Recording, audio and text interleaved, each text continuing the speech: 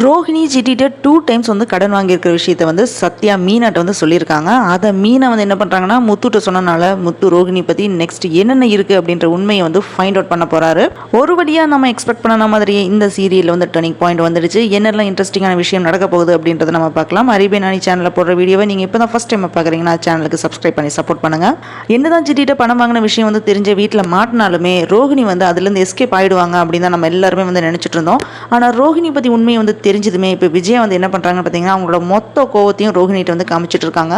இந்த டைமில் தான் ரோஹிணி பற்றி நெக்ஸ்ட் அப்படின்ற எல்லா உண்மையுமே சத்யா மூலமா வந்து மீனாக்கு வந்து தெரிய வருது. என்னன்னு பார்த்தீங்கன்னா நான் ஆல்ரெடி சொன்ன மாதிரி ரோஹிணி வந்து 2 தடவை வந்து சிட்டிகிட்ட வந்து கடன் வாங்கியிருக்காங்க. சத்யா வந்து ஒரு சில விஷயங்களை வந்து போட்டு கொடுத்துட்றாங்க. அது முத்துட்ட வந்து மீனா வந்து சொல்லிடுறான். உடனே முத்து என்ன சொல்கிறான்னா ஆல்ரெடி எனக்கும் சிட்டிக்கும் ப்ராப்ளம் தான், அவன் தான் வந்து பாரில் என்னை வீடியோ எடுத்து பிரச்சனையில் சிக்க வச்சது. ரோஹிணிக்கு இது தெரியும் தானே, ஆனால் தெரிஞ்சு அவங்ககிட்ட போய் கடன் வாங்கியிருக்கானா இது பணம் ரிலேட்டடாக இருக்கிற விஷயம் மட்டும் இல்லை, வேறு ஏதோ ஒரு விஷயம் இருக்குது, அதை வந்து சீக்கிரமாக கண்டுபிடிக்கிறேன் அப்படின்னு வந்து சொல்லிட்டு இருக்கான். நெக்ஸ்ட் டே மார்னிங் மீனா வந்து எல்லாருக்குமே சாப்பாடு வச்சுட்டு இருக்கும்போது ரோஹிணி வந்து சாப்பிட்றதுக்காக வேண்டி அண்ணாமலை வந்து கூப்பிட்றாரு. அப்போ ரோஹிணி ஆஸ் யூஷுவலாக வந்து டைனிங் டேபிளுக்கு உட்கார்றதுக்கு வரா. அப்போ விஜய் என்ன சொல்கிறாங்கன்னா ஏன் முன்னாடி டைனிங் டேபிளில் உட்காரக்கூடாது, எணிச்சு நில்லு அப்படின்னு விஜய் வந்து சொல்கிறாங்க. அதுக்கு ரவியும் ஸ்ருதியும் ரோஹிணிக்கு வந்து சப்போர்ட் பண்ணுறாங்க. ஆனால் ரோஹிணி என்ன சொல்கிறாங்கன்னா அத்தைக்கு என் மேலே எப்போ கோவம் குறையுதோ அப்போ வந்து நான் உட்காந்துக்கிறேன் அப்படின்னு சொல்லிட்டு இருக்கா.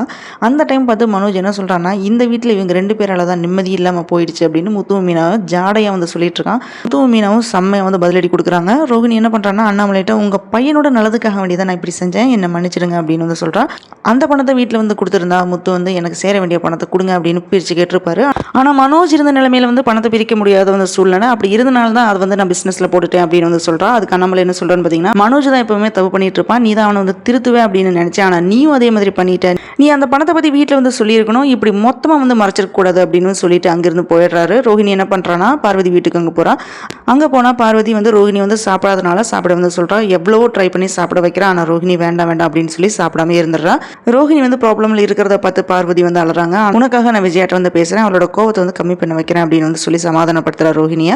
இப்படி தான் வந்து இன்னைக்கு எபிசோட் வந்து முடிஞ்சிருக்கு. ரோஹிணி வந்து ஃபீலிங்ஸில் இருக்கிற மாதிரி நடிக்கிறாங்களா, இல்லை உண்மையாலுமே அவங்க வந்து ஃபீலிங்ஸில் இருக்காங்களா, இல்லை எல்லா உண்மையும் தெரிஞ்சு போச்சு அப்படின்ட்டு வந்து சேஞ்ச் ஆகிட்டாங்களா அப்படின்ற இனி வர எபிசோடில் நம்ம தெரிஞ்சுக்கலாம். இந்த வீடியோ பிடிச்சதுனால லைக் பண்ணுங்கள், ஷேர் பண்ணுங்கள், சப்ஸ்கிரைப் பண்ணி சப்போர்ட் பண்ணுங்கள்.